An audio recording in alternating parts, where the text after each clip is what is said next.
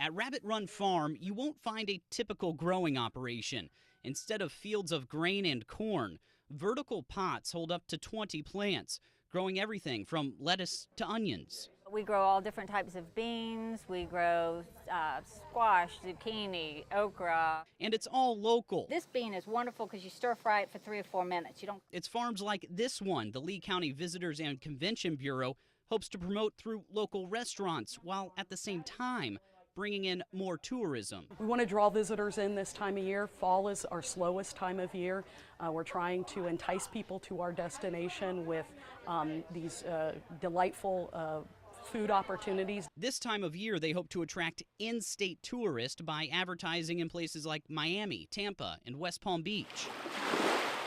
So far, 29 local restaurants are on board, including Parrot Key Caribbean Grill at Fort Myers Beach. I think today everybody's looking for more business, and we have, like I say, we have so much to offer in Southwest Florida that we would encourage all our northern friends to come down and see us. The plan to help the economy in sort of a holistic approach throughout Lee County. It gives us a message again that we're always trying to promote about the importance of sustainability of our destination.